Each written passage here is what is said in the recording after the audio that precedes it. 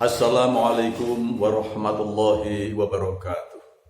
Alhamdulillah wa syukrulillah wa ni'matillah la haula wa la quwata illa billah, amma ba'd.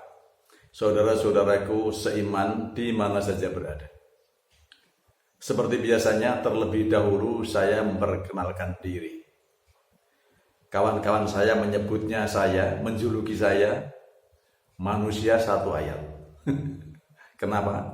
Karena saya sudah biasa setiap pulang dari ngaji mendengarkan Kiai dawuh dari pondok, pulangnya saya selalu satu ayat saya sampaikan kepada keluarga saya. Seperti itu. Maka saya dijuluki manusia satu ayat. Memang Kiai berpesan agar saya gemar menyampaikan kebaikan pada orang banyak, walaupun sedikit yang disampaikan.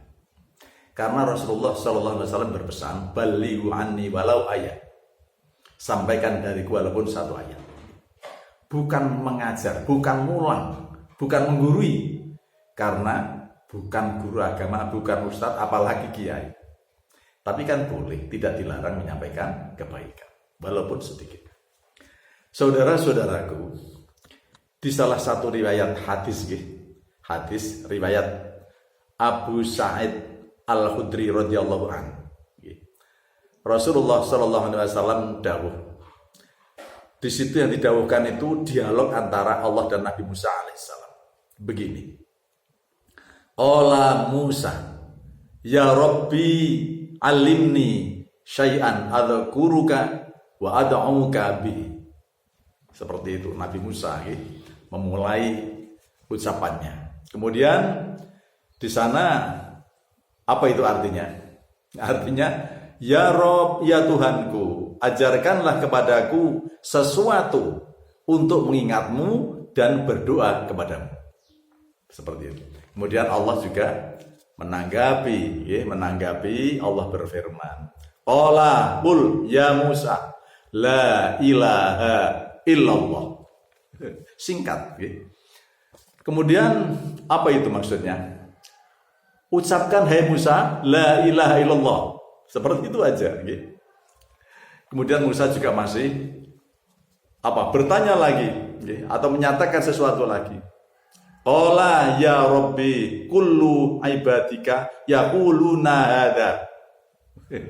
Setengah rodok protes itu, Nabi Musa mengatakan lagi, ya Rabb, ya Tuhan, semua hambamu mengucapkan itu. Maksudnya, kalau itu kan sudah biasa ya Allah, semua hambamu mengucapkan itu. Maksudnya begitu kira-kira kalau diterjemahkan secara bebas.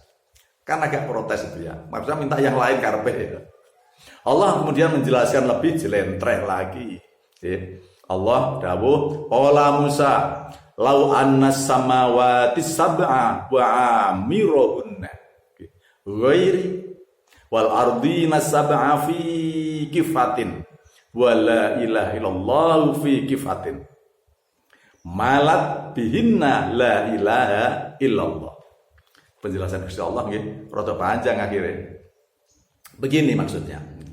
Hai Musa, seandainya ketujuh langit serta seluruh penghuninya selain aku tentu kata Allah, dan ketujuh bumi diletakkan dalam satu timbangan, dan kalimat la ilaha illallah diletakkan dalam timbangan yang lain, niscaya kalimat la ilaha illallah lebih berat timbangannya. Masya Allah, luar biasa. Jadi penjelasan Gusti Allah, seandainya timbangan itu kan kiri dan kanan ya. Yang kiri diletakkan tadi langit yang sab 7 beserta penghuninya, ditambah bumi yang lapis 7 lagi, taruh timbangan sebelah kiri, dan yang di sebelah kanan kalimat la ilaha illallah, maka akan lebih berat la ilaha illallah itu daripada langit dan bumi. Jundil begitu. Masya Allah, luar biasa kalimat la ilaha illallah. Maka pantaslah kalau kalimat la ilaha illallah merupakan kunci surga, miftahul jannah, la ilaha illallah. Apa maksudnya? Maksudnya manusia hamba Allah ini yang masih hidup begitu pernah pernah mengucapkan kalimat la ilaha illallah dengan ikhlas dan keyakinan penuh, maka pasti dan pasti dia akan merasakan surga. Itu yang dimaksud kunci surga. Tentu ada proses, kata Kiai. Kalau dia pernah berdosa dan belum ditobati, belum tobat sudah wafat. Dosa itu bisa sedikit, bisa sedengan, bisa lama. Maka dia mampir neraka dulu sampai dosanya itu habis. Setelah habis baru pindah surga karena la ilaha illallah. Loh, apa bisa habis? Bisa. Karena selama dia itu orang beriman, maka dari putranya yang istighfarnya, putranya, saudaranya muslim seiman, dari sahabatnya sesama muslim istighfar untuk beliau, maka bisa tergempur habis baru kemudian dipindah ke surga. Seperti itu. Kecuali dosa musyrik, menyekutukan Allah dan belum ditobati kemudian mati. Mati membawa dosa syirik, dosa musyrik, maka kekal dia di neraka. Kekal tidak merasakan surga sama sekali karena yang diselingkuhi adalah Allah. Dalam Al-Qur'an disebutkan kan ya, semua dosa besar itu diampuni Allah kecuali musyrik, dosa syirik tidak diampuni. Namun kata Gus Mus, Mbah Mus dalam tafsirnya menafsirkan ini, kecuali orang musyrik itu sempat bertobat sebelum mati, mohon ampun sebelum mati, tobat kemudian mati, maka Allah masih mengampuni. Karena apa? Karena Allah Ghafurur Rahim. Begitu dari Gus. Oleh sebab itu, saudara-saudaraku sekalian, maka memang luar biasa yang namanya kalimat la ilaha illallah. Dan kalimat la ilaha illallah itulah yang disebut kalimat tahlil. Kata santri, halala yuhalilu tahlilan, muncul kalimat tahlilan dari tahlil itu. Lah di sini kemudian ulama-ulama cerdas khususnya dari ahli sunnah wal jamaah Nahdiyah, kemudian kata tahlilan tadi itu diambil untuk sebutan, judul, nama kegiatan yang super mulia, yaitu berzikir kepada Allah. Zikrullah. Disebut judulnya tahlilan. Dengan kata lain, tahlilan hakikatnya adalah orang yang sedang berzikir kepada Allah. Begitu kan? Orang yang tahlilan terkadang yasinan. Niatnya adalah berzikir kepada Allah. Yang tahu niat hanyalah Allah dan pelakunya saja. Orang lain hanya menduga, kadang-kadang suudon dan kadang-kadang bahkan memfitnah. Seperti itu. Nah, kemudian pas persis dengan tradisi rakyat bangsa Indonesia, ya, khususnya orang Jawa dan Muslim, yang suka sekali memberikan akhiran an pada kata-kata yang dikehendaki, itu sudah populer seperti mulut ya dari mulutan, kemudian pengajian menjadi pengaji dari pengajian, syukur menjadi syukuran, tahlil menjadi tahlilan yang diartikan para ulama orang-orang yang membaca kalimat tahlil. Kalimat tahlil di sini kemudian supaya lengkap dilengkapi,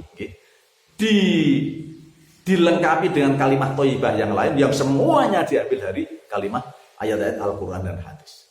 Itulah yang disebut tahlilan seperti yang dilakukan ulama masa kini. Hakikatnya adalah berzikir kepada Allah. Hanya sebut. Oleh karena itu mudah-mudahan ini bisa menambah wawasan, ya, sehingga orang tidak seudon terhadap orang yang yasinan tahlilan, karena itu hanya judul. Dicari di Quran kita tidak ketemukan tahlilan yasinan yang dilakukan Rasulullah melakukan tahlilannya, tidak, karena itu hanya judul. Yang ditemukan ya yasin tahlil, yasin sendiri karena jantungnya Al-Quran dipakai judul.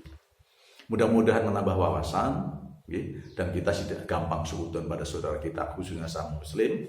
Karena masing-masing beda sudut pandang, artinya punya dalil masing-masing. Marilah kita selalu dakwah kita mengajak orang baik saja. Orang yang belum baik kita ajak baik, yang akhlaknya masih buruk kita ajak baik, yang belum sholat kita ajak sholat, yang sholatnya belum baik kita perbaiki sholat. Niscaya negeri ini, Nusantara ini akan adem, sejuk, guyub rukun sa'alasi. Demikian, mudah-mudahan manfaat. Wallahul muwaffiq ila aqwamit thoriq. Wassalamualaikum warahmatullahi wabarakatuh.